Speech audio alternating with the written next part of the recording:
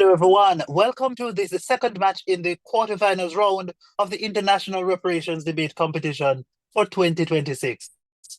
I am Jeremy Barrett, and I will be the chair adjudicator for this match. I have some excellent panelists who I'll introduce or I'll invite to introduce themselves shortly, but also we have some excellent teams, two excellent teams who will contest an exciting match. Ladies and gentlemen, if you're just joining us, welcome. If you have been with us before, welcome to you as well. We have been treated to some fantastic debates, all related to the issue of reparations and looking at the various ramifications of same. I have learned so much, and I'm sure if you're coming back, you have learned as well. All right, so let us now get to meet our other adjudicators. I'm going to now invite Matthew White to unmute and to introduce himself. Hi, good afternoon, everyone. Thank you for joining us here this afternoon for this wonderful debate, and may the best team win.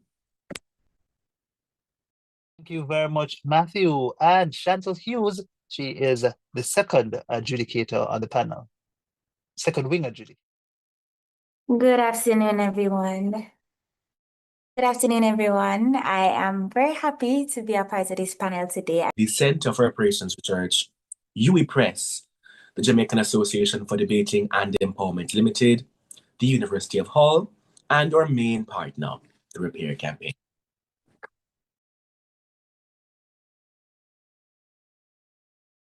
For supporting this very worthy cause.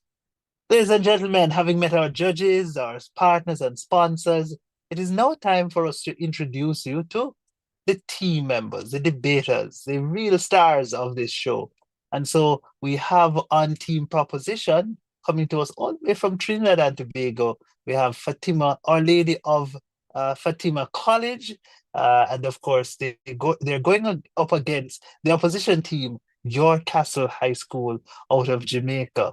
All right, so let us now invite Our Lady of Fatima College to introduce themselves. Go ahead. Hi, my name is Kendi Valley. I'm the first speaker for the proposition. Very excited to propose. My name is Adam Alves. I'm the second speaker for the proposition, and I'm excited to debate today. My name is David Scotland, and I'm the reply speaker for the proposition. And I just want to say congratulations in advance to whoever wins. Thank you very much, Our Lady of the Fatima College, our proposition team. Ladies and gentlemen, on side opposition, as I announced just now, we have York Castle High School. Please, York Castle, introduce yourselves.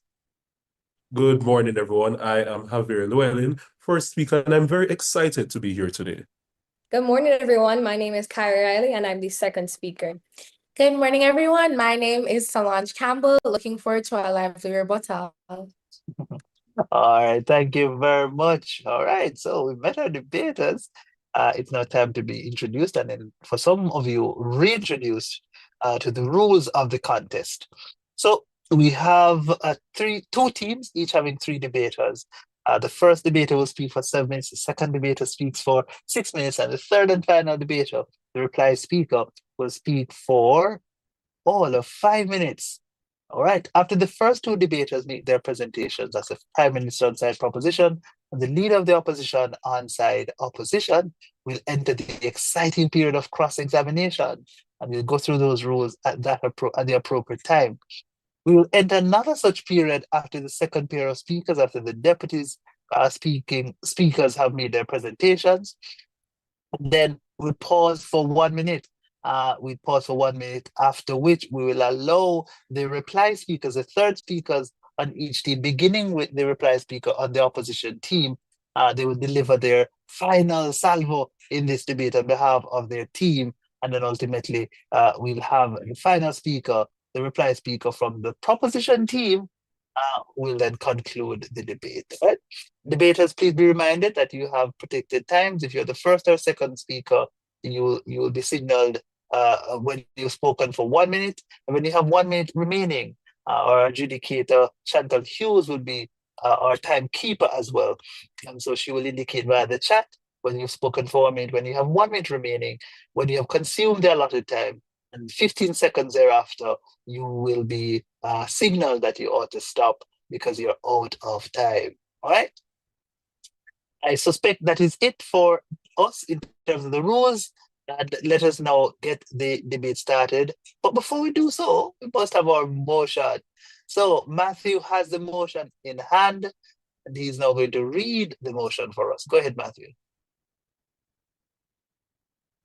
The debate today is this House believes cultural artifacts taken during colonial rule should be returned to their countries of origin despite concerns about preservation capacity. Again, it is this House believes that cultural artifacts taken during colonial rule should be returned to their countries of origin despite concerns about preservation capacity. Thank you very much, Matthew. And this Speaker, holding our cultures hostage in the British Museum's basement is preservation at the cost of cultural theft and suffocation. Allow me to define the motion. A cultural artifact is any object created or used by a people that carries social, historical, or symbolic meaning. Countries of origin are the modern nation states encompassing the original societies from which these artifacts were taken. Preservation capacity is the ability to protect artifacts from damage, decay, or loss. The concern is that ex-colonies may lack this capacity to varying degrees. Mr. Speaker, colonial rule was defined by violent plunder enacted by European aggressors upon indigenous peoples in the Caribbean, Africa, and Asia. According to UNESCO, 90 to 95% of pre-colonial cultural artifacts of sub-Saharan Africa now lie outside the continent, largely in Europe. I will make two arguments. First, on the principled importance of returning stolen goods, and second, that European preservation is often harmful to indigenous cultures. My second speaker will extend on the tangible benefits of returning these artifacts. On to our first argument. These artifacts were stolen and therefore must be returned. According to Dr. Hilary Beckles, in Britain's Black Debt, European arrival to the New World in 1492 was followed by the plunder and mass genocide of the indigenous Taino and Kalinago people, killing up to 90% of their population. The academic volume, 15 Colonial Thefts, outlines that across the 19th and 20th centuries, European powers conquered most of Africa through invasion and war skirmishes, seizing hundreds of thousands of cultural artifacts as spoils of war. Enabled by superior weaponry, such as rifles and machine guns, Europe took these artifacts through violence. As noted by Cambridge University Press, the majority of these artifacts from Africa and the Caribbean now reside in European museums. When belongings are taken through violence or under severe duress like this constitutes theft. Accordingly, the United Nations affirms that descendants of crimes against humanity, such as colonialism, have a right to reparation. The rightful inheritors of these artifacts, therefore, are the descendants of those robbed. Crucially, countries of origin still correspond to where these descendants now live.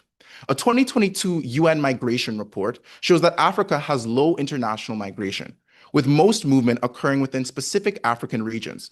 Because many artifacts originate from pre-colonial, multi-regional territories, such as the Zulu Kingdom, Dagbon Kingdom, and Wasulu Empire, their descendants still broadly inhabit those same regions. Similarly, indigenous Caribbean and Australian communities, including in Trinidad and Guyana, remain relatively insular with limited modern migration, meaning countries of origin still reflect descendant populations. Finally, these countries have called for repatriation. The African Union, representing over 50 African nations, strives in international human rights law, affirms that cultural heritage is essential to identity and social cohesion. Denying communities access to culture undermines their ability to fully exercise their human rights. Repatriation, therefore, is not just about property. It is a human rights obligation which these nations have called for on behalf of their people.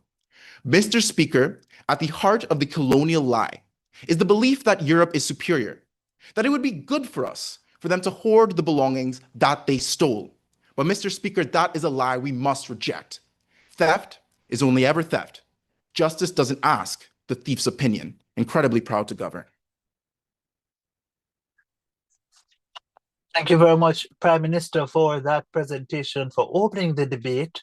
We now call upon the leader of the opposition to open up the opposition's case. Hear, hear. My time will begin on my first word. Honorable adjudicators, esteemed members of the House, we stand proudly in opposition to this motion. We debate today from Jamaica, a nation forged in the crucible of colonialism. We know what it means to have our history written by others, our heritage scattered, and our stories told far from home. The desire for return is not abstract, it is deeply personal. But it is precisely because of this, we understand this history, that we must reject the simplicity of this proposition. Because this debate is not about whether colonialism was wrong. We agree it was. The real question before the House is this: how do we pursue justice today, and at what cost? The motion asks for full and permanent return of cultural artifacts taken during colonial rule, despite concerns about preservation capacity. And that single word, despite, defines the entire problem. It asks us to act even when there is a real risk that these artifacts cannot be properly protected. We believe that is not justice, that is negligence. Before we build our case, though, let us be clear about what this motion ignores. Not all artifacts were acquired in the same way. Some were stolen or looted, yes, but others were bought, gifted, or exchanged with complex historical systems. And this motion collapses all of that into one category and offers a single absolute solution: unconditional returns. But history is not so simple, and our solutions cannot be either. Now, the proposition will frame this as a moral issue. They will say these artifacts belong to formerly colonized nations, and therefore they must be returned. Preservation is not just one factor to consider. It is a precondition to all others. There is no ownership over what no longer exists. There is no justice in the loss of history. Even if the proposition proves moral entitlement, we win because we show that unconditional return risks permanent destruction, because survival must come before symbolism. We agree that injustice occurred, but a moral right does not exist in a vacuum. Because even if exercising that right leads to irreversible harm, then the outcome matters. Cultural artifacts are fragile, irreplaceable, and often centuries old. Once they are destroyed, they cannot be recreated, replaced, or recovered. Justice that Point of results in information. destruction, no, declined, is not justice at all. And this brings us to the core of our case: stewardship over symbolism. Cultural heritage is not just about ownership, it's about preservation for future generations. What matters is not only where the artifact is located, but whether it is protected, maintained, and accessible over time. And preservation is not an easy thing. It requires climate-controlled environments, humidity regulation, trained conservators, stable funding, and secure institutions. And without these, the artifacts will deteriorate, sometimes slowly and sometimes catastrophically. We have seen what happens when Point of systems information. declined. In 2018, the National Museum of Brazil lost over 20 million artifacts in a fire linked to underfunding and inadequate infrastructure. That was not war. That was not theft. That was a failure of capacity. And you cannot return what no longer exists. And similar risks exist in many parts of the world. In the Caribbean, for example, high humidity, salt air, and hurricanes create constant threats to preservation. These are not hypothetical concerns, they are daily realities. So when this motion asks countries to accept returns despite the conditions, it places them at an impossible junction. Governments already managing limited budgets must now choose: do they invest heavily in preservation systems, or do we prioritize urgent needs like healthcare, education, and economic development? That is not empowerment, that is burden shifting. And this is especially unfair because these very capacity gaps are often as a result of colonial history itself. So what we see in practice is this: former colonial powers make symbolic gestures by returning artifacts, but they do not provide the sustained funding, training, and infrastructure required to preserve them. The responsibility is transferred, but the support is not. That does not repair just injustice, that reproduces it in a different form.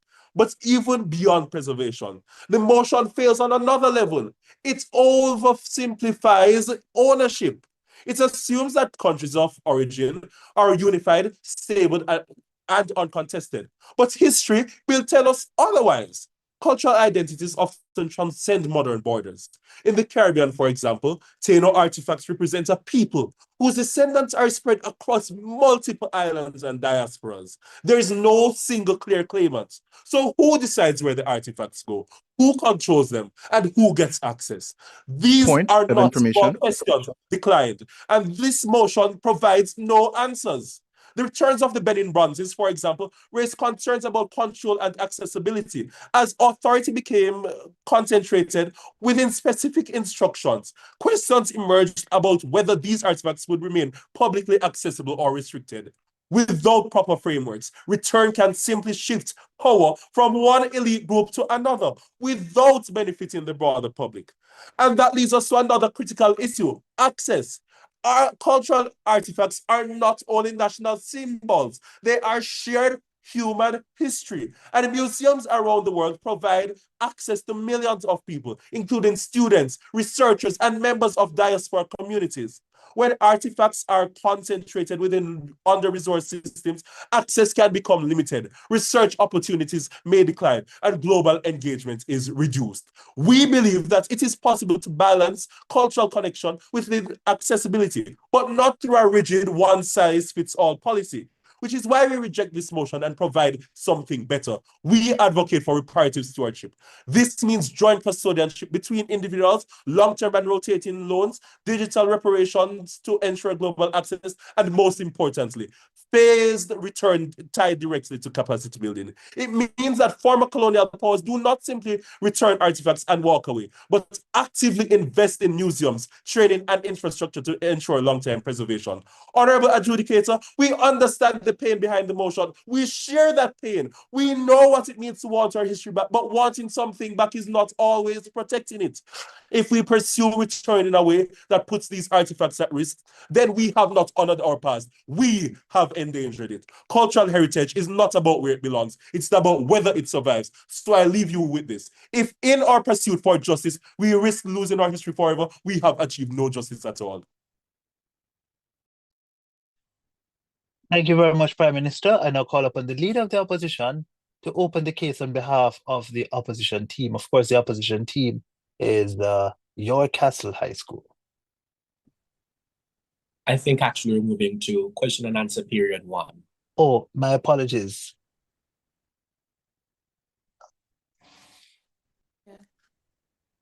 Taino artifacts predate modern Caribbean nations. Which country gets them?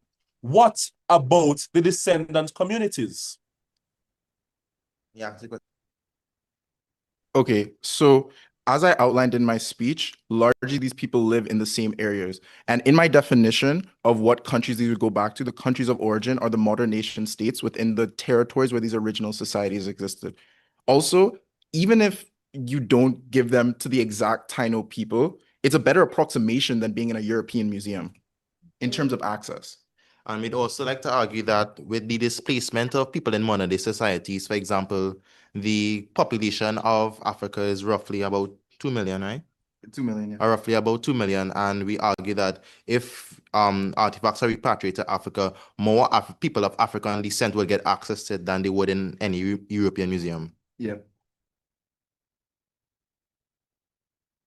Our second question is, so do you feel comfortable risking permanent damage or loss just to satisfy immediate return? Yes, because 2 reasons here. First, the countries have asked for it. That is, the African Union, which represents 50 African countries, Sudan, and Jamaica have called for these artifacts back. That means that because these artifacts were stolen, they have a claim to those artifacts and to decide how those artifacts are treated. If they want them back because it was stolen, they have a claim to those artifacts. And we'd also like to say that these artifacts in and of themselves are supposed to be cultural artifacts, not cosmetic artifacts, in the sense that a lot of them represented not just visual things, but a way of life for certain African tribes. Recently, up until the 2000s, and even today, our artifacts are framed outside of the realm of fine arts in the Met Museum, the European Museum of Art, and the British Museum today. As primitive.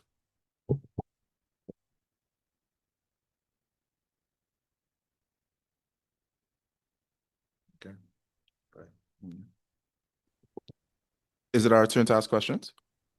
Yes. Okay.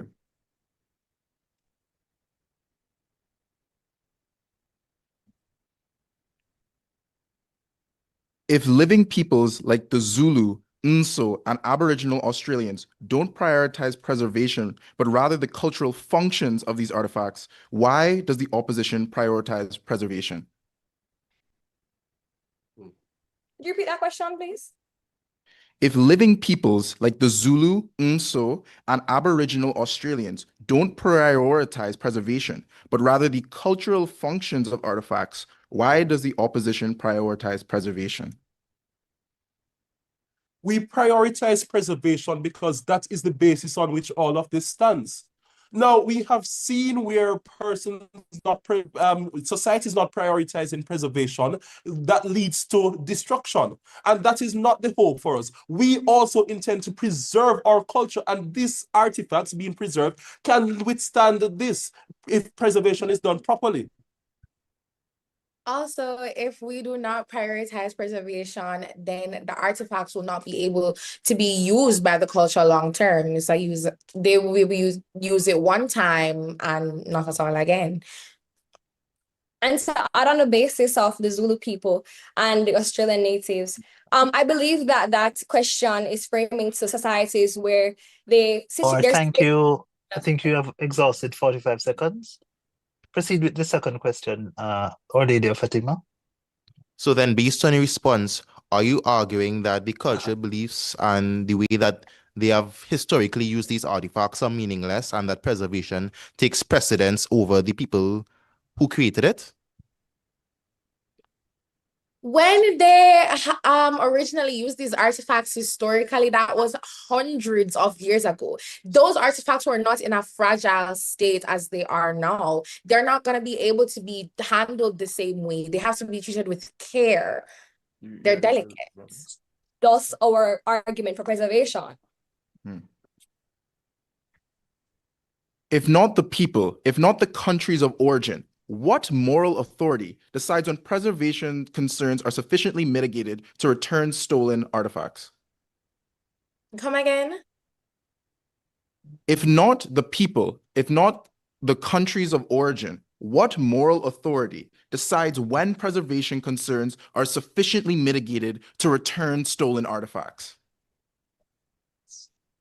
We could also present it in a way that will ask, if there are several bodies of persons deciding this, who do you know who to give the artifacts to?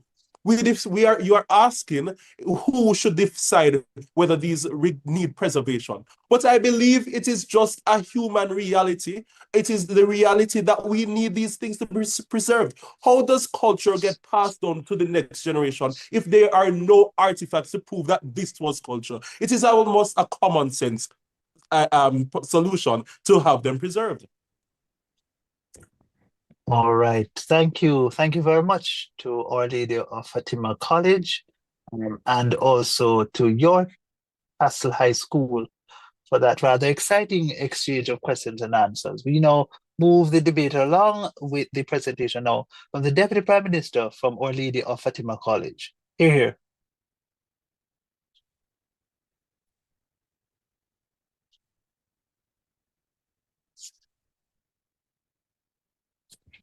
Good day. I'll be starting in 3, 2, 1. Mr. Speaker, my Prime Minister has already reminded you of the moral precedent we must uphold. But I stand here to prove something even more decisive, that even if preservation is uncertain, the benefits of repatriation are sufficient enough to bring our artifacts home. The opposition claims our artifacts. No, our cultural legacies should not be returned because they won't survive. But this argument rests on a flawed assumption that the physical survival or preservation is the only value that matters here, and we reject that. My first substantive argument is this. When cultural artifacts come home, their value often lies in their societal benefits rather than their physical presence. Historians have long argued that one of the most powerful tools of colonial control was cultural imperialism, the systemic stripping of languages, religions, and ancestral identity. The return of cultural artifacts gives us an opportunity to begin reversing that damage through igniting the old traditions which were desperately snuffed by European colonial rule. This is clearly illustrated by indigenous Aboriginal communities in Australia. Over 105,000 artifacts have been repatriated through national initiatives. Among them, the Guigal spears were returned in 2024. And yes, without advanced preservation methods, they will inevitably deteriorate. Despite this, elders emphasize that their return allows younger generations to relearn traditional law, hunting practices, and spiritual values. Now, with the return of these belongings, our traditions have a chance to survive and thrive for the next generation. This is how we begin to undo the injustices seen in colonial rule. These artifacts are placed back in their original environments with their original people. And yes, opposition, they're subject to their original lifespans. And that's okay, because it allows communities to reconnect with knowledge systems that colonialism attempted to erase. By returning our cultural artifacts back to the countries of origin, we give owners the chance at self-determination to choose to use their artifacts in any way they please, traditionally, economically, or politically. Regardless, we must respect the right for indigenous societies to do as they please with their own artifacts. Now, moving to my second point. Even if we can't use artifacts for cultural renewal, like the opposition said about their fragility, nations have the choice to generate cultural tourism and stimulate entire economies. Today, the opposition stated that when we prioritize the repatriation of artifacts, we risk investing incorrectly away from our Point of economics. information. Accepted. You speak of the artifacts as a part of your cultural legacy. But in getting these artifacts, it is basically a means to an end. In that, after these artifacts are acquired, they are not able to be preserved properly, which has been established. The Caribbean governments cannot afford to preserve these properly. So therefore, Thank you very much. All right, you may proceed, Speaker. All right. Where we argue that despite the longevity challenges that we may face, they still have traditional roots and they can affect our societies, as I will continue to address. Okay. As I was saying,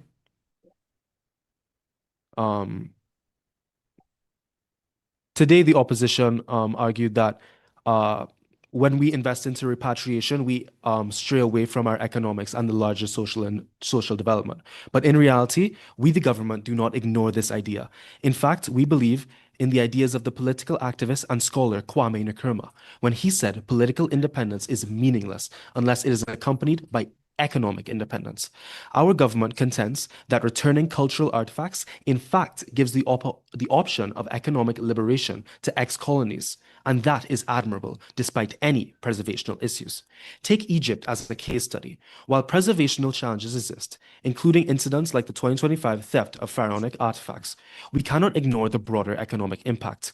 When the Metropolitan Museum of Art repatriated the gilded coffin of Nejamaking, it became a centerpiece in Cairo, attracting over 450,000 visitors annually, according to the Mer News Agency. Cultural tourism like this already accounts for a significant portion of Egypt's $18.3 billion tourism industry. Still, it doesn't end here. Exhibits like these have not only helped the tourism industry, they encourage the rise of Egyptian hotel, infrastructure, and transportation development, as per the W Hospitality Report. Economic theory supports this as well, particularly Hirschman's concept of linkages and the multiplier effect. It shows that growth in one sector, such as cultural tourism, stimulates development across adjacent industries, amplifying overall long-term economic impact. Similar effects are already being reported by the Ethiopian National Heritage Committee, where they acknowledge that their generation of economies comes from the recent repatriation of the Magdala treasure to a nearby museum. Ladies and gentlemen, if we imagine this at scale, redistributing our artifacts globally could unlock similar economic opportunities as seen in Egypt. Preservational concerns aren't a factor here because they will endure, and because our economy will endure, influencing development for colonies all over the world, from the Indian subcontinent to the blue seas of Barbados. Mr. Speaker, today we seek to answer our initial question posed by the opposition leader. That is how we pursue justice. Thank you.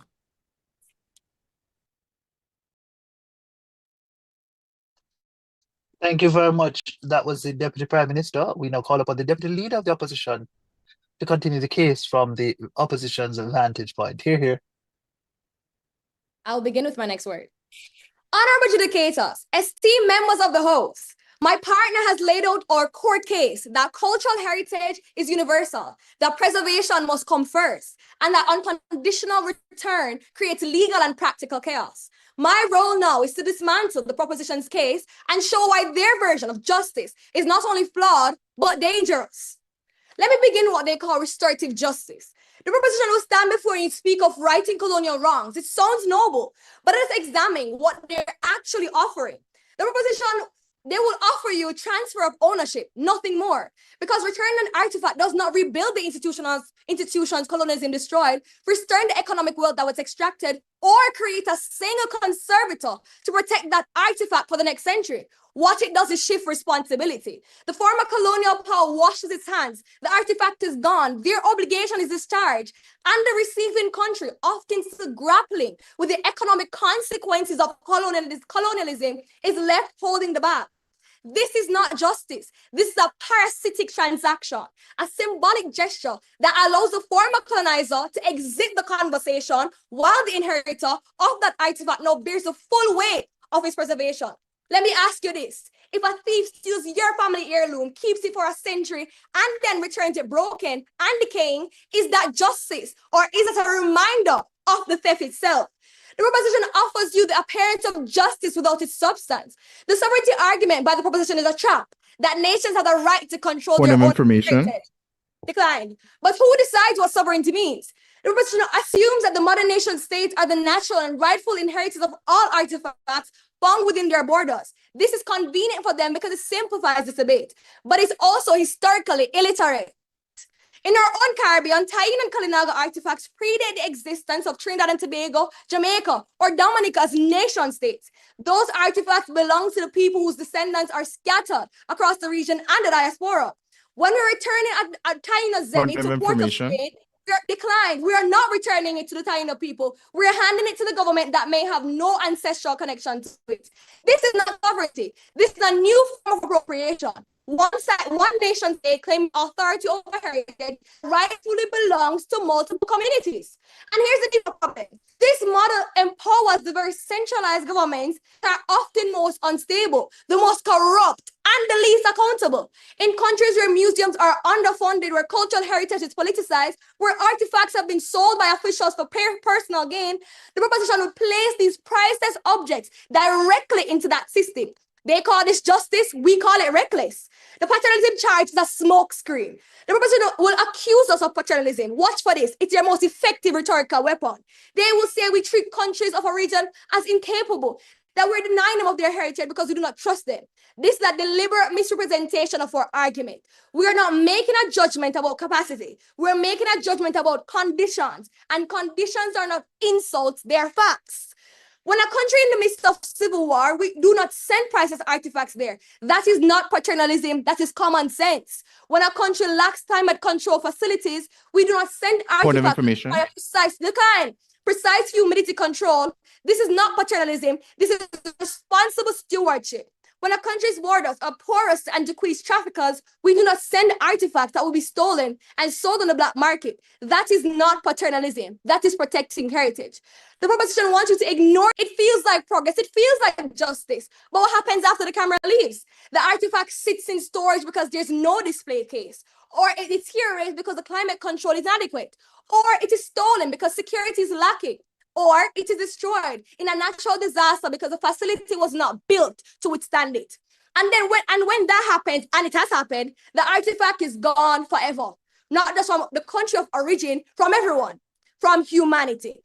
The proposition wants you to accept that risk, and they want you to believe that the act of return is so important that it justifies the potential loss. We say no, because when an artifact is lost, you do not get it back. The colonial wrong is not undone. It's compounded by a new wrong, the loss of history itself. This is not a delay. This is a foundation. When a Western museum returns an artifact, they should also want to contribute to building the museum infrastructure to house it, to train the conservators who care for it, establish security protocols to protect it, and create educational programs to ensure it serves cultural purpose. This is what responsible stewardship looks like. It recognizes the foreign colonial powers have not a historical obligation, but a continuing. They have benefited from the exceptional, and as a result, they should contribute to the preservation in perpetuity. And here's the model. And here's the truth. The model is already working. The return of the Benin bronzes is being accompanied by international support of the Ida Museum of Western Africa Art. Discussions around Taino artifacts involving capacity building partnerships between European museums and Caribbean institutions. The proposition model rushes past it. It demands immediate unconditional return. For this reason, we are proud to oppose. Thank you very much, Deputy Leader of the Opposition. We now move to the second segment of cross-examination. In this segment, the proposition team rather, gets the chance first to ask 3 questions of the opposition team. We'll then flip thereafter. The rules in terms of time allotments remain just as were established during the first segment of cross-examination. All right, so team Our Lady of Fatima College, you may now ask your questions of your Castle High School.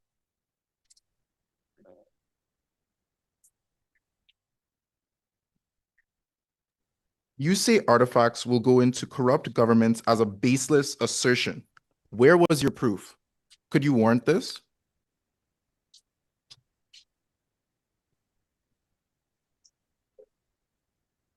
Repeat. Oh. Please repeat the question. You say artifacts will go into the hands of corrupt governments as a baseless assertion. Where was your proof? Warrant this. Nigeria and Benin, of course. When Netherlands was supposed to return their artifacts, Nigeria to Benin, there was some discussion about who should be the rightful owner of the Benin bronze. And to this day, there's still not a set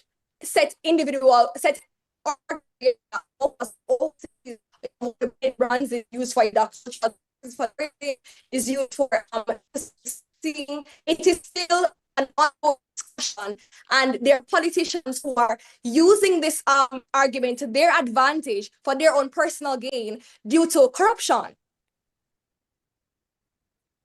Okay. Second question. You say cultural heritage is universal. How do you morally justify Europe stealing cultural belongings and now saying they belong to humanity and not the robbed?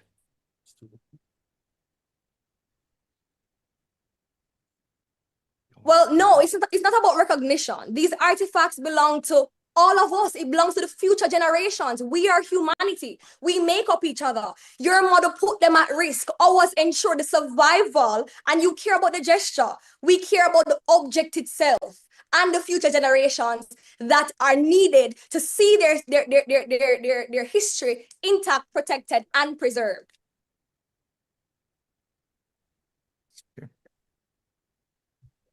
Third question. You say Europe must help in preservation, but the Mabi people of Cameroon use palm oil on their wooden statues, which isn't ideal in terms of Western preservation. And the Nso people have their own religious practices over preservation. Why would you impose a Western ideal of preservation? We are not imposing a Western ideal of preservation. What we are imposing is the right ideal of preservation. The fact remains, regardless of whether or not the methods are different, they all accomplish the same thing. What you are referring to, what you are arguing is preservation in general. What we are saying is that needs to happen. You are arguing that we are saying a specific method. We didn't say that. We just said preservation. Sure. All right. Thank you very much for those questions and answers. We now move to the opposition team. Team York Castle, you may now pose your questions to the proposition team. You stated that you would like to teach the current generation using the artifacts that are now in preservation. However, what happens in 100 years when this generation is gone and the artifact has decayed? What remains?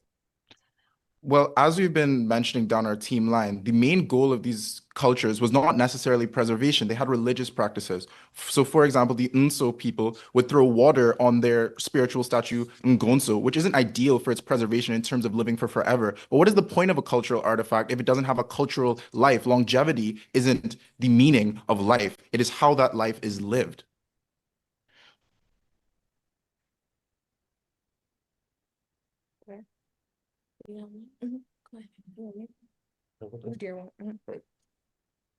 So, would you support returning artifacts to countries currently facing war, political instability, or natural disasters? Oh, okay. I'm very glad you asked this. We prepared for this. So, firstly, let's take Sudan, right, where there's a paramilitary conflict between the RSF and the SAF, right? Sudanese museums have called for the artifacts returned, as in the people have called for the artifacts returned. As the rightful inheritors of this stolen property, they can call back for those artifacts because it's up to them to decide how those belongings are used. They have a principled right to their cultural property. But secondly, partial access in a chaotic country where there's things like civil war is, sorry, there's a prayer going on in our school. Wait, actually, could we pause while the prayer goes on? Sorry, wait. I'm gonna try and finish this point though. So there's partial access in a chaotic country, which is better than no access in a European metropole where they're hidden away in storage rooms. Okay, we have to mute now. All right, ladies and gentlemen, we are taking a pause from this debate. There is a prayer happening at Our Lady of of Fatima College, and we will resume the debate momentarily. Just to remind you, we have on-site proposition, Our Lady of Fatima College, and they're going up against York Castle out of Jamaica. And the Okay, motion really, sorry. okay, all right, good. So we are ready to resume, and Yeah. we now invite another question from York Castle.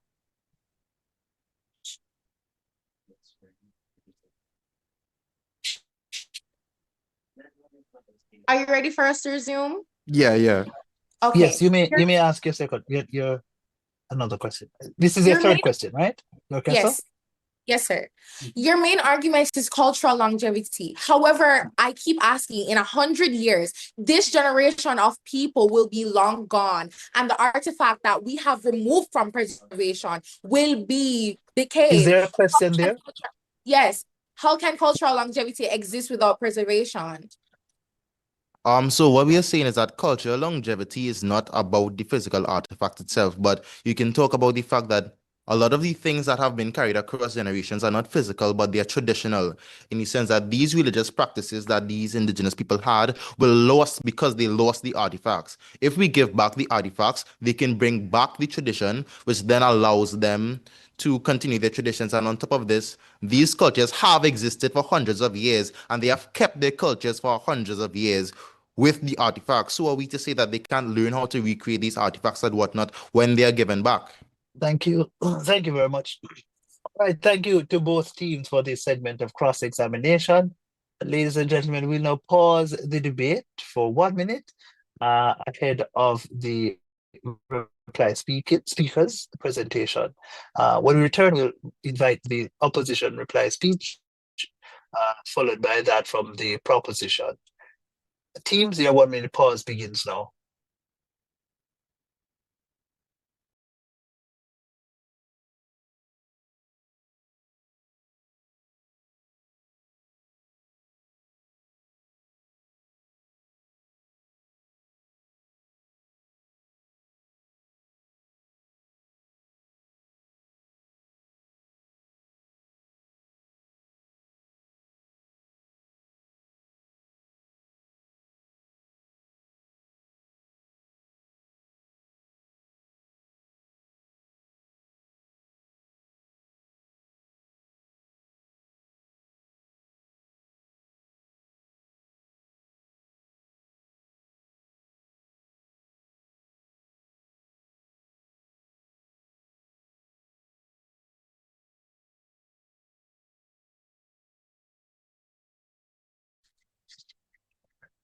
All right, debaters, your 1 minute pause has ended, and we are now ready to resume. So at this time, I invite the opposition team, the opposition reply speaker, to present their reply speech. Here.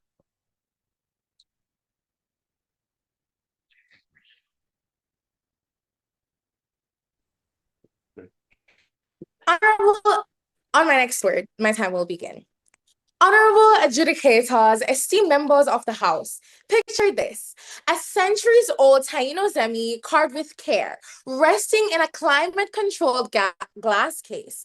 Its wood glows softly, the carving sharp, alive with stories of ancestors long gone. Whether in Kingston, London, or Tokyo, every visitor feels a heartbeat of a people, a history, a memory, still speaking across time. Now imagine that same artifact in a museum with leaking roofs, no trained conservators, no climate control. Within months, it cracks. The carvings fade. The story it carried for generations is erased. That is what unconditional return without capacity looks like. A theft twice over, this time against time itself. The proposition passionately spoke about morality and justice. And yes, colonialism was wrong. The taking of these artifacts was unjust. But if morality and justice guide their position, is it not equally immoral to hand over these artifacts, knowing the receiving country may not yet have the means to care for them? Imagine a parent giving a priceless family heirloom to a child too young to protect it. The heart is in the right place, but the result is chaos. One fall, one fire, one stolen piece, and century of history vanish. True justice is not performative. It is responsible, protective, and sustainable. Many countries are like that child, eager and willing, but not yet ready. Without proper infrastructure, trained staff, and funding, artifacts will be swept away by neglect, decay, and mismanagement. Preservation is not optional. It is our moral duty. These artifacts are global teachers. A visitor in Paris can witness a Taino artifact and understand Caribbean history, even without leaving Europe. Immediate return without partnership risks locking knowledge behind a single border. Not all artifacts were acquired the same way. Some were looted, others legally bought or gifted. A blanket policy ignores nuance and applies emotion over reason. Justice is not a one-size-fits-all. Even if the proposition claims safe return, the reality is complex. Preservation is a marathon, not a sprint. Climate control, trained staff, secure facilities, they literally cannot appear overnight. Our reparative stewardship model builds capacity first, strengthens infrastructure, and trains conservators, ensuring artifacts retain safely. Partnership is crucial. Former colonial powers have benefited for centuries. Now they must invest in care for generations. Shared custodianship, long-term loans, collaborative exhibitions, and joint curation ensure artifacts remain accessible, studied, and preserved. That is justice in practice, not a symbolic gesture. In the meantime, digital repatriation and traveling exhibitions allow communities and scholars to connect with history safely, even before physical return occurs. Consider the precedent. Unconditional returns as a law would turn museums into battlefields of claims. Artifacts across the Caribbean, Africa, and beyond would be trapped in disputes, inaccessible to students and scholars. The proposition offers chaos. We offer foresight, stability, and partnership that guarantees preservation and access. Now picture your great-grandchildren, curious and wide-eyed, walking through a museum in Kingston, Abuja, or Port of Spain. Artifacts gleam, stories preserved, histories alive. Immediate return without preparation offers only an empty frame. History gone before it is even seen. We are not saying artifacts should never return. We are saying return responsibility with care, with partnership. Let Western museums fund infrastructure, train conservators, build climate-controlled facilities, and engage in shared custodianship. Honorable adjudicators, history is fragile. Our ancestors' stories are fragile. The legacy we leave will be judged by whether we protected it or sacrificed it for symbolism. Build capacity first. Preserve the heritage. That is the path of responsibility, not theatrics. Let us choose where we began. Let us close where we began with a picture. Hundreds of years from now, walking through a gallery, artifacts intact, stories preserved, human creativity shining across generations. That is the future we fight for. That is why this House must oppose this motion. Thank you.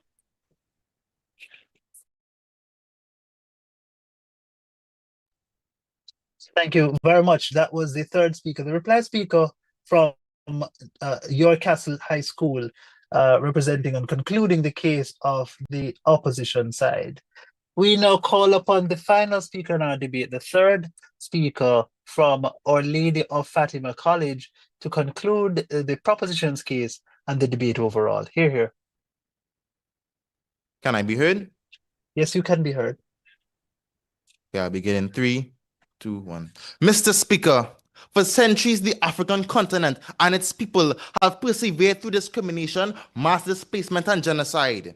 And all they have to show for it is a societal and economic struggles, while their artifacts, which represents their history, which represents their invaluable culture which was stolen, sits in the basement of an European museum, signifying past colonizers' unwillingness to atone for their wrongs and represents conquest.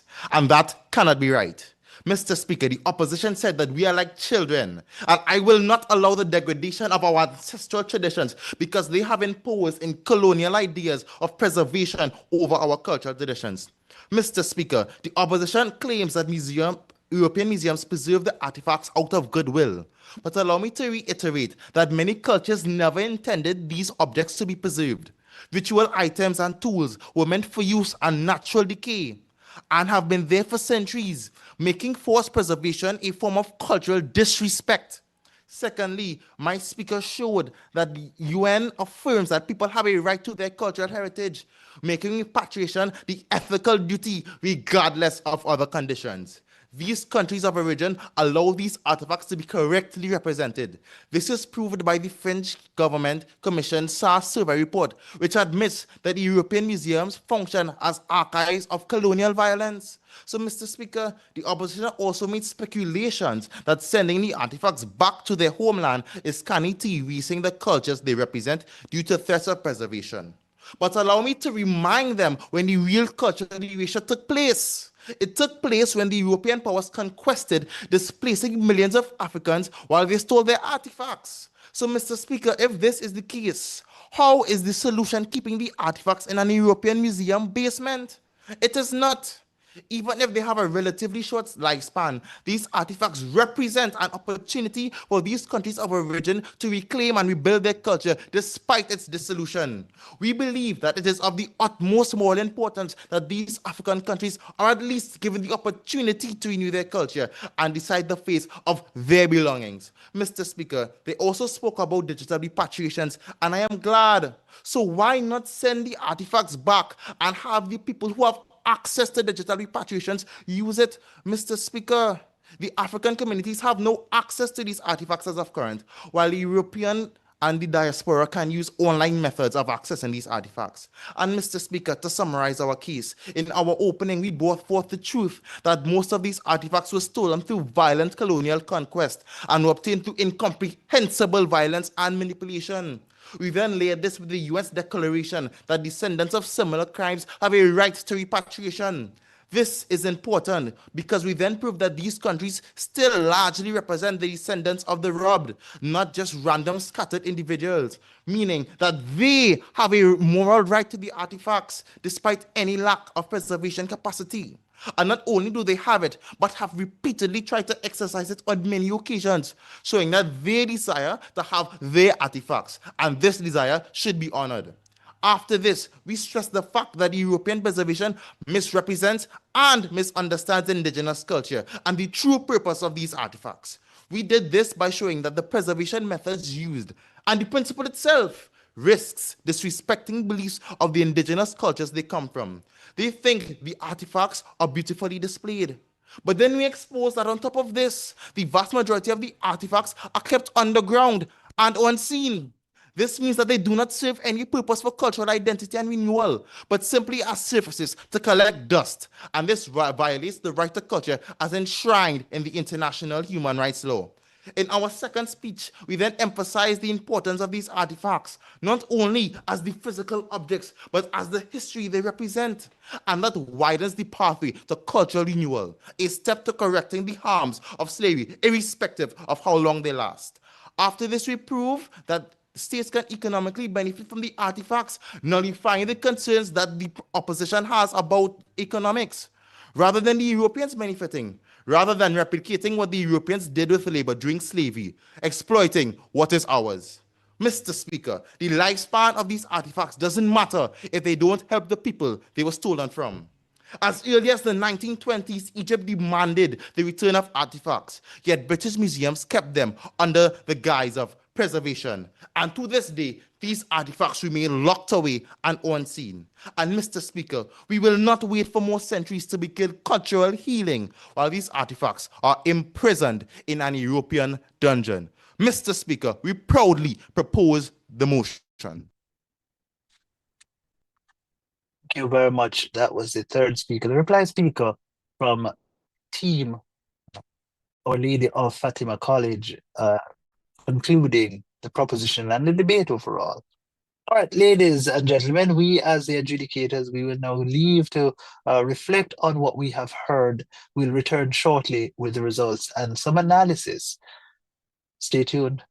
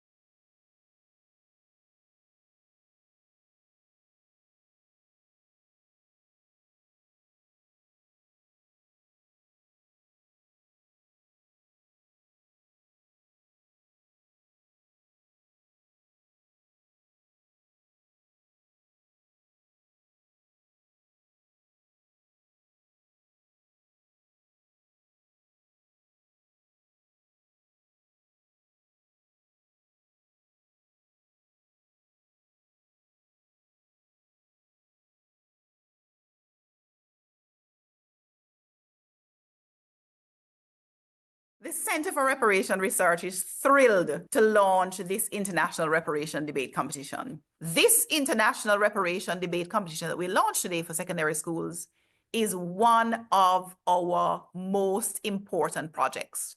How do we engage youth on matters of reparatory justice? The change needed in the education system can only be advanced when the youth are engaged and their voices are heard. Why is reparation so important in and for the Caribbean? Because time comes for justice for our ancestors. Time comes for the Caribbean to insist on the right to development, to be compensated for the violence against our ancestors. So outreach to the young people who have joined this movement is critical.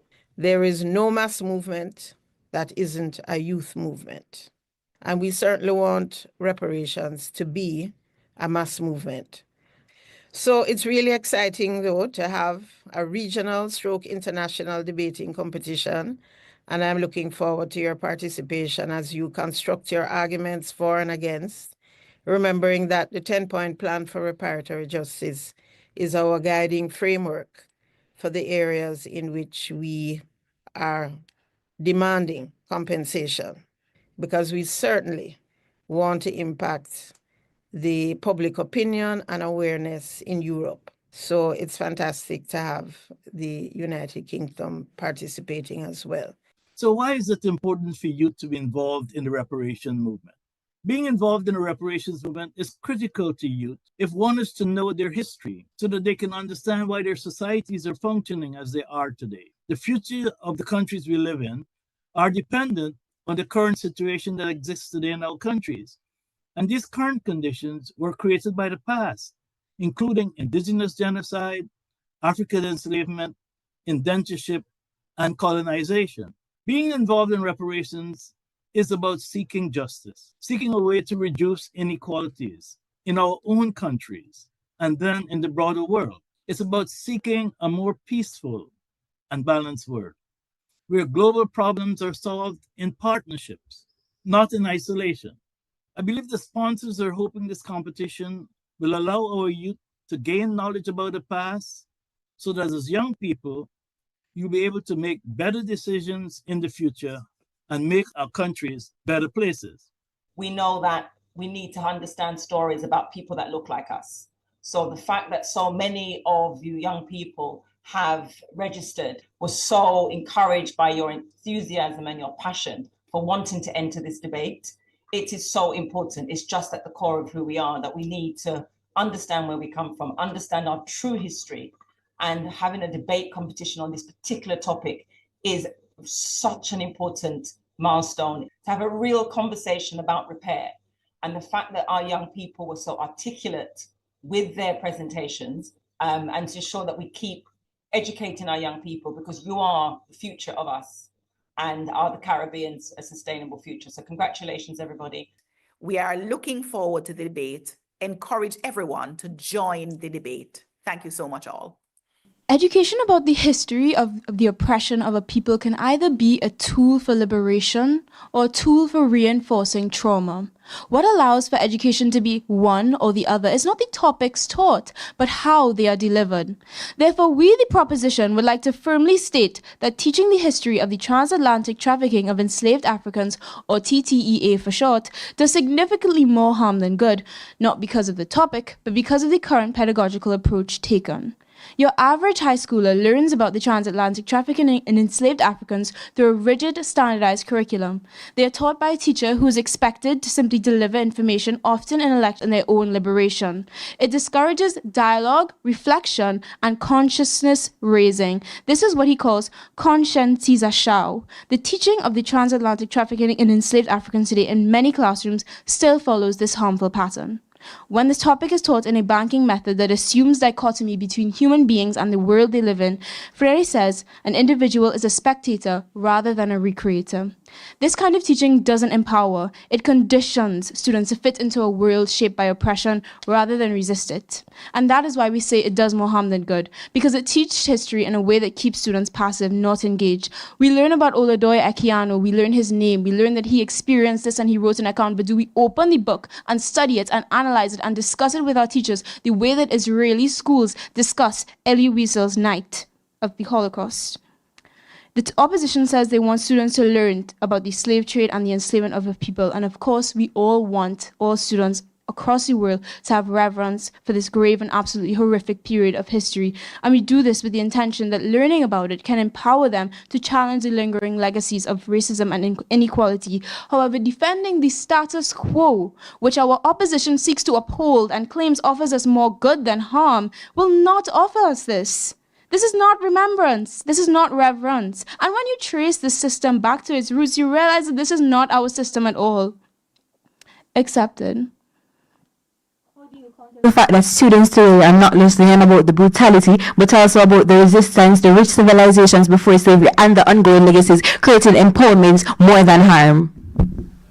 Right. Our issue is not with these topics being taught, but it is the way that they are taught and the way that they are emphasized with regards to all of the other things that are occurring within African history.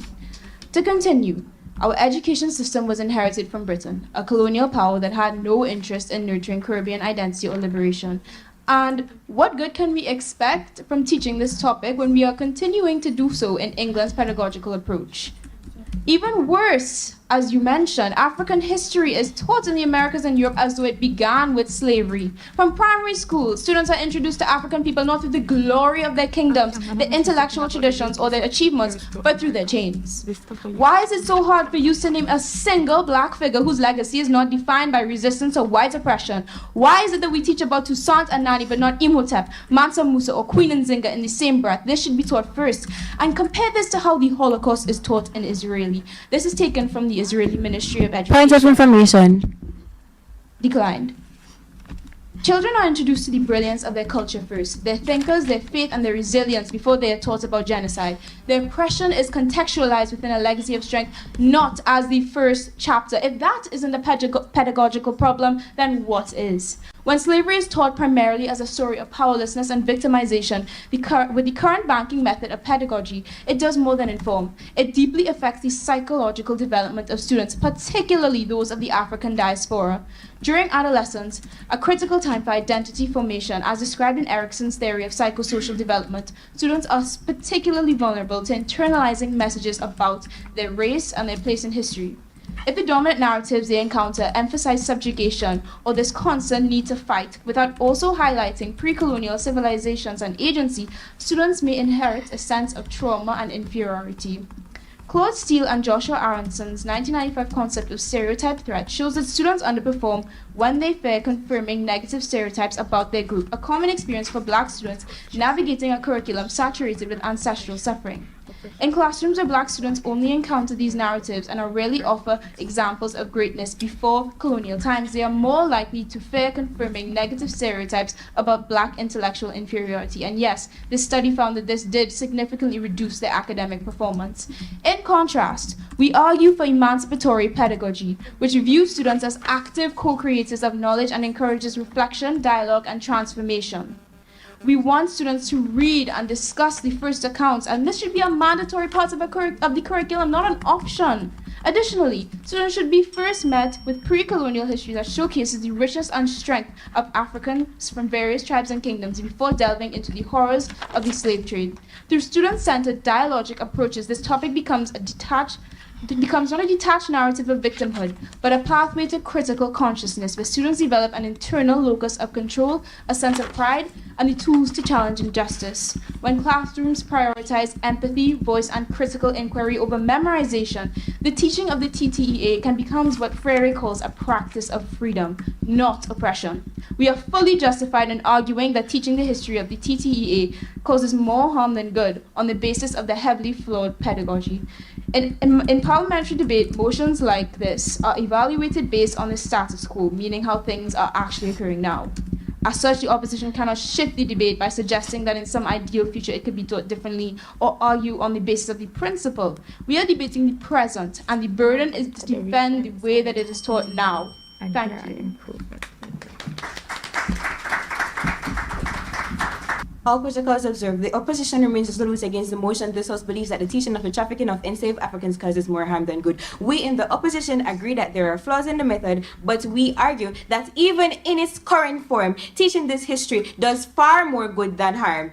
We accept the definitions posited by the opposition with the exception of the word harm. Harm caused by the teaching of the trafficking of enslaved Africans in this case is more like temporary discomfort that fosters long-term justice awareness and healing. The proposition burden is to prove that the act of teaching this history is inherently harmful, even when taught well, and that these harms are so deep and widespread that they outweigh all educational and social benefits. We must prove that the current approach generates more harm than good, and 2, the harm is not inherent to the method but as a result of poor implementation, and 3, that the teaching of enslaved Africans creates civic awareness, empathy, prevention of recurrence, and general social progress. The status quo, the history of the transatlantic trafficking in enslaved Africans is already being taught, but with growing care and impact. Students today are learning not just about the brutality, but also the resistance, the rich civilizations before slavery, and the ongoing legacies of inequality. Yes, some schools get it wrong. Reform is being done for more inclusive, trauma-informed, and empowering education, making it the norm. Mr. Speaker, we are not for the current way of teaching this history. The motion didn't state the current way. We are for the best way of teaching this history.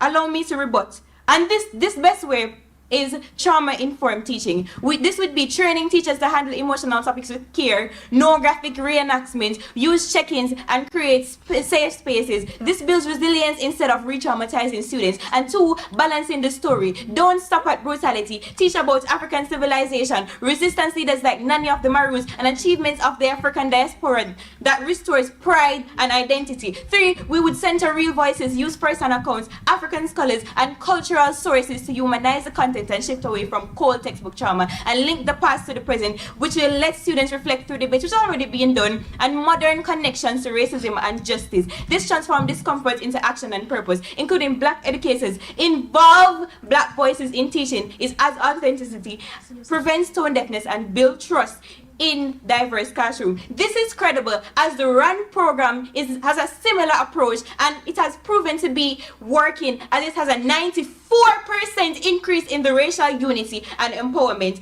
Allow me to rebut the misconceptions provided by the government. The government stated that teaching of trafficking of enslaved African causes discomfort and psychological harm. But let me say that discomfort is not harm, Mr. Speaker. And the 2019 UNESCO states that students taught slavery alongside resistance have greater empathy and understanding of justice. And secondly, discomfort is necessary for growth and historical reckoning, just like the Holocaust education or genocide studies. They also stated that the current method does not include the history before slavery. But Mr. Speaker, let me say that this is a big misconception. Most syllabi incorporates the history of the Africans before they were colonized. We don't learn about slavery before we learn about Mansa Musa. We don't learn about slavery before we learn about Songhai Empire. It is in the rationale also Points of information that the teachers should use discussions to actually engage the students. In today's debate, I will bring 2 substantive. 1, the current methods build civic awareness, empathy, and critical thinking. And 2, discomfort from learning is not the same as harm. It leads to empowerment. My second speaker will discuss justice and the prevention of repetition in the injustice, while my third speaker will prove why we remain supreme. Our first substantive is the harm lies in the method, not the content. My first warrant is balanced teaching that includes stories of resistance and survival, reduces emotional harm, and builds empathy. When we emphasize both suffering and human dignity in the trafficking of enslaved Africans by teaching resistance, African agency, and survival, we shift from trauma to empowerment. It does more harm than good because it builds pride, resilience, and understanding. For example, the Holocaust education isn't taught by showing only images of death camps. They come with stories of resistance, survival, and moral courage. It fosters pride, empathy, and moral courage instead of guilt or division. That's why balanced, trauma-informed teaching benefits are supreme. My second warrant is effective, safe teaching already exists and work. We're seeing programs like Facing History and Ourselves offer concrete evidence that teaching hard history can be both emotionally and safe, intellectually enriching. According to a 2021 RAN Corporation study, students in these programs which is a reform program by the way, show that 94% increase in civic agency, meaning they felt more empowered to take social action and reported deeper empathy, stronger historical understanding, and more open-minded attitude. And the fact that we're seeing this in real classroom, Mr. Speaker, proves that harm is not inherent to the topic. It's about how we design the curriculum and support teachers, and we are currently doing this now through reform. If we have models that work, and we do, then the moral burden shifts to improving delivery, not erasing the content. What my third warrant is suppressing this history causes more harm than good. Mr. Speaker, be aware that we're not talking just about the current history. We're talking about the teaching of the history overall, because that's what the mood says. In environments where slavery is ignored or downplayed, misinformation spreads like Uh, well,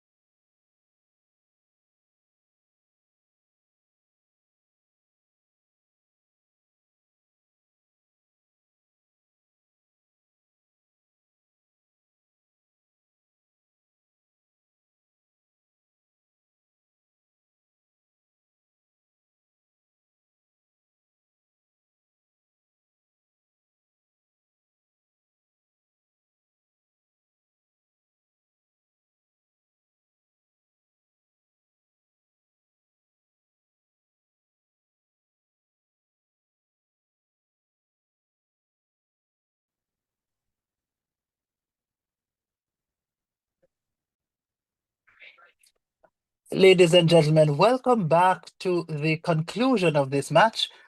We have just had an enthralling, exciting, and very, very intense contest between two very strong teams. This is, after all, the quarterfinals, and nothing less is to be expected.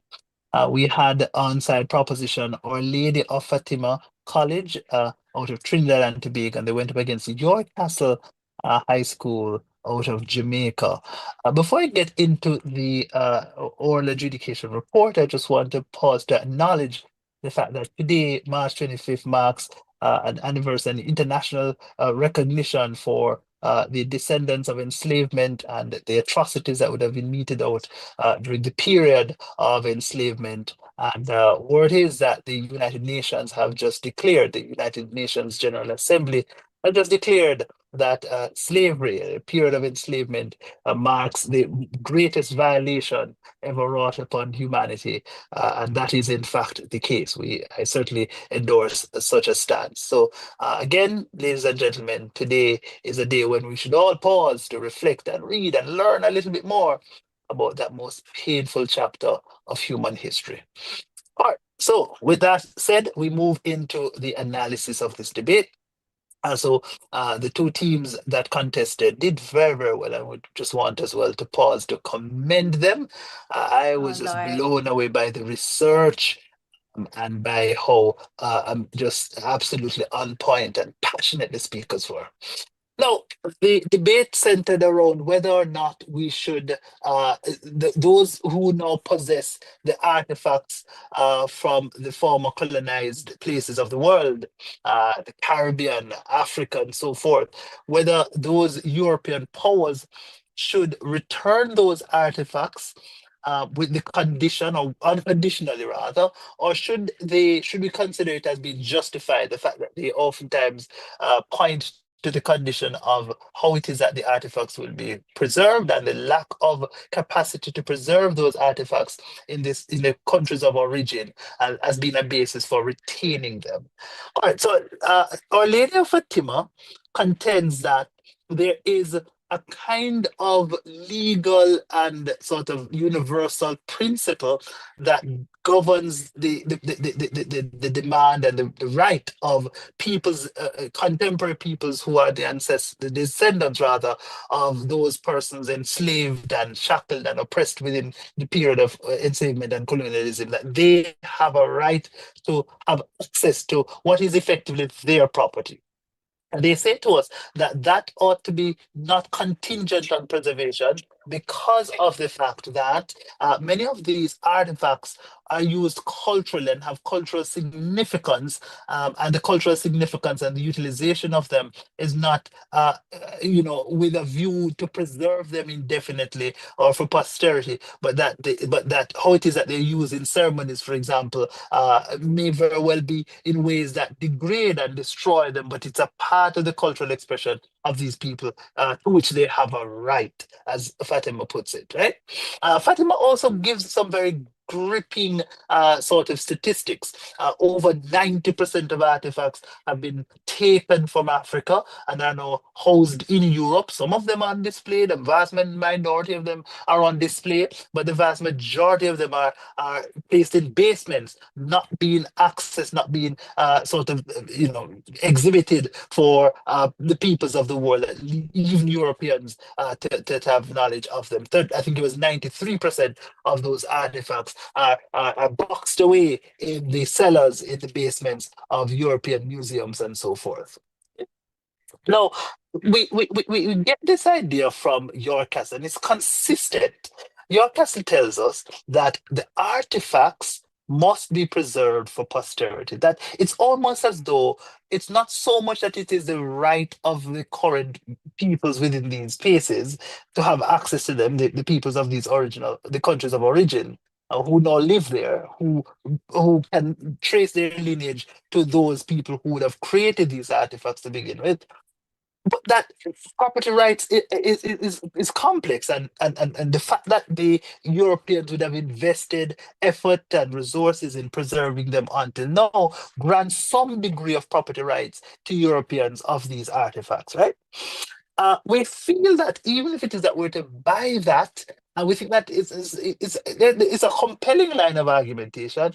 We wanted them to understand how is it that them Europe possessing them, Europe is effectively maximizing the utilization of them for posterity, for learning, for teaching, etc. Particularly, we hear from Fatima that 93% of them are boxed away in museum cellars and in basements, right? So furthermore, we get this contestation from your castle that as a part of the shared ownership of these artifacts, that Europe, you know, has an obligation to act responsibly in treating with them going forward, and Europe can probably honor the sort of tacit obligation that it has to undo a historic wrong by returning these artifacts. But it has to be that Europe sort of organizes the process in a way that ensures that they are preserved for posterity. So Europe could very well invest in the establishment of museums that have climate control and so forth to ensure that they are preserved, right? We felt that Fatima's response was, certainly direct in terms of a challenge. They say many of these artifacts have cultural significance. The cultural significance lead to the degradation of them, and that's all right. They don't exist for posterity. And more importantly, they say that that kind of stance by Europe, it represents a kind of a neo-colonial imposition upon Africa and a debasement of Africa further, treating Africa as though it is not competent to determine its own value and to determine how it is that it treats with its artifacts, right? Now, we feel that that contention from Fatima is compelling, even though we feel like there may very well be some merit in preserving some of these artifacts. One of the challenges that some of us on the panel had with Fatima's case is that there was not sufficient, we feel, universalizing of those artifacts that have cultural significance, that are used in cultural ways that inure to their destruction.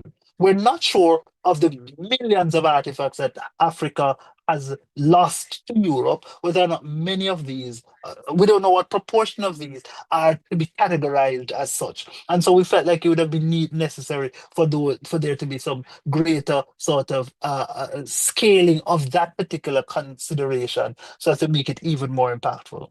That said, even absence of scaling, we feel like it is important that consideration. And again, we credit Fatima for that, albeit not to the maximum extent, because we think some scaling would have enhanced that significantly, particularly given the fact that they introduced from the outset scales such as the various the large percentages of artifacts that have been taken from Africa and are now in Europe and so forth. Okay.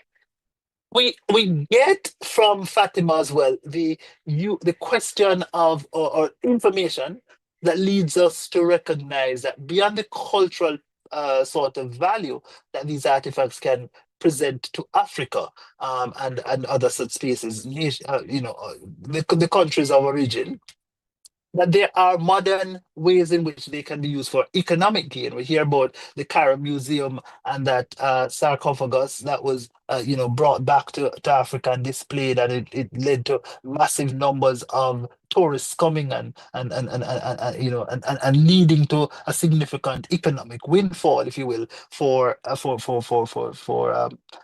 Egypt. We felt that that was a very good idea, sort of broadening the debate beyond simply the cultural significance, but also some real world economic concerns and considerations. Okay.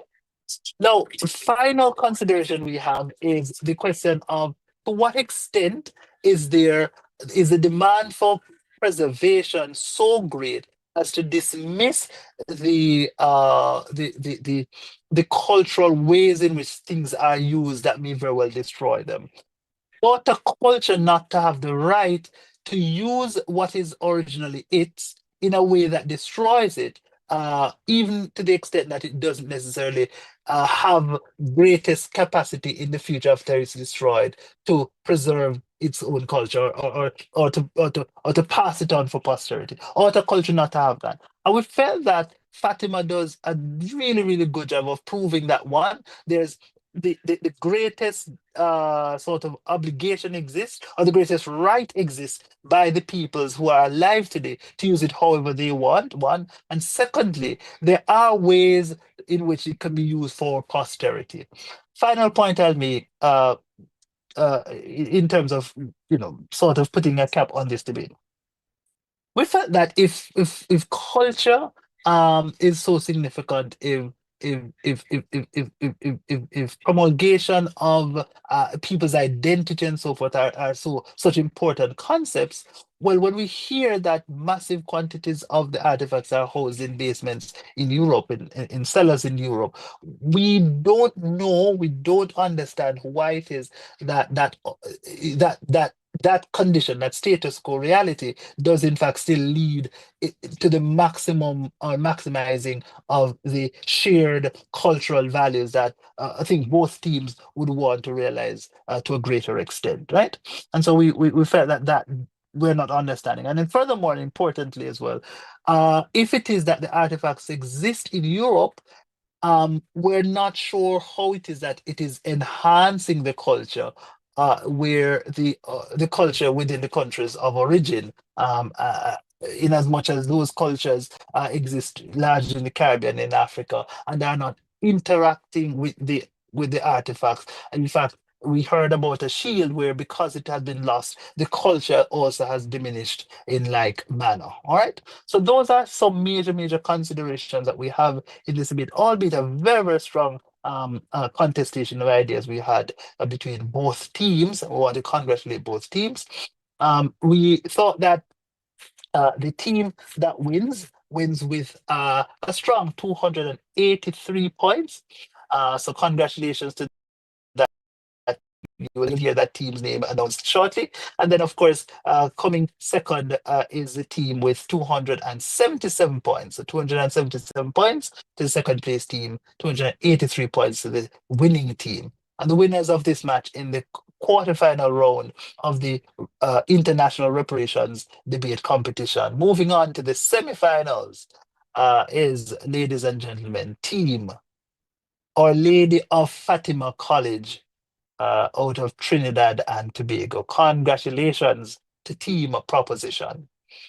At this time, we invite both teams to unmute their microphones, and we make an allowance now for the opposition team, York Castle, to express sentiments towards Fatima. Thank you very much for a very entertaining debate. It was quite a challenge. Yeah. Right? Phew. Yeah. You're a wonderful Yeah, speaker. amazing. Wow.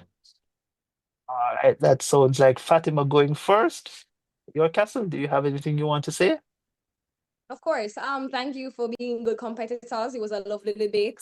You guys are strong, and we were strong too. But obviously, somebody had to come out on top, and we thank you for being good sportsman. Yeah. Indeed, thank you very much. There are a few speakers that we want to really highlight, amongst which is the best debater. We felt that on the opposition team, although they came out second, we felt that the contribution from the second speaker was really impressive, and we want to commend her as being the commendable debater in this match. But the best debate overall comes to us from the winning team. It is in fact the Prime Minister. Congratulations, Mr. Prime Minister, on just presenting arguments that were really strong in the road, and at the end resonated with the adjudicators most. All right, so ladies and gentlemen, that's how we put a cap on this debate match. Thank you very much for tuning in and sharing this space with us. We have more matches, 2 more matches to go before the close of the quarterfinals round. We hope to have you join us again in a few minutes from now. Thank you.